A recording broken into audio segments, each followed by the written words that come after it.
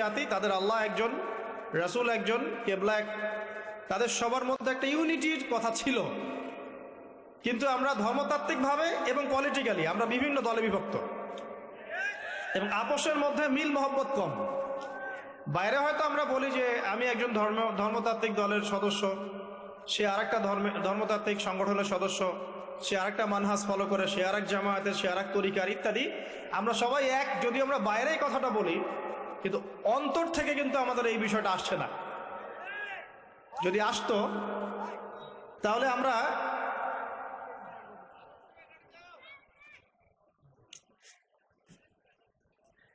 আমরা ভিতর থেকেই ঐক্যবদ্ধ হতে পারতাম, তাহলে উম্মার আজকে এই অবস্থা হতো না।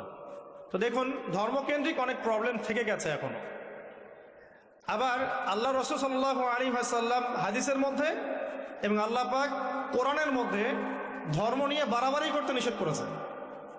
ধর্ম নিয়ে বাড়াবাড়ি করো না, তোমরা নিজেদের ধর্ম পালন করো। তা আমরা নিজের ধর্ম যতটা না পালন করি, অন্যের ধর্মের দিকে আঙ্গুলটা তার চেয়ে বেশি তুলি। আমরা আগে নিজের রিলিজিয়নটাকে ঠিক মতো পালন করি, দেখবেন সমাজ ঠিকই পরিবর্তন হয়ে গেছে ইনশাআল্লাহ। তো আমি একটা ধর্ম পালন করি বলে অন্য ধর্মের মানুষের প্রতি বিদ্বেষ পোষণ করতে হবে বা তাদের উপর ঘৃণার মনোভাব প্রকাশ করতে হবে, এটা আল্লাহ পাক শেখান নাই, তার রাসূল শেখান নাই। আল্লাহ এবং তার রাসূল কি শিখিয়েছেন? ইসলামের সত্য বিষয়টাকে আপনি সবার সামনে উপস্থাপন করবেন, যার ইচ্ছা হবে সে কবুল করবে, যার ইচ্ছা হবে সে অস্বীকার করবে।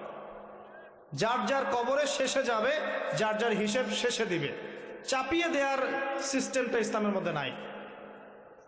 এখন আসেন, পরিবারের আপনাকে ফেতনা কিছু বললাম, অর্থনীতির জীবনে যাবেন, ব্যবসা বাণিজ্যের মধ্যে যান, দেখেন বেশিরভাগ কালোবাজারি করছে, সিন্ডিকেট করছে, মজুদদার মাপে কম দিচ্ছে, জনগণকে ঠকাচ্ছে, করছে না?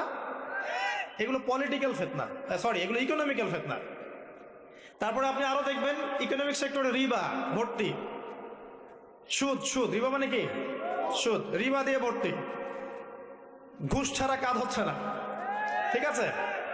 অন্যের সম্পদ আত্মসাৎ না করলে আমাদের পেটের ভাত হজম হচ্ছে না। তো এই যে দুর্নীতি বলেন, ঘুষ বলেন, রিবা বা সুদ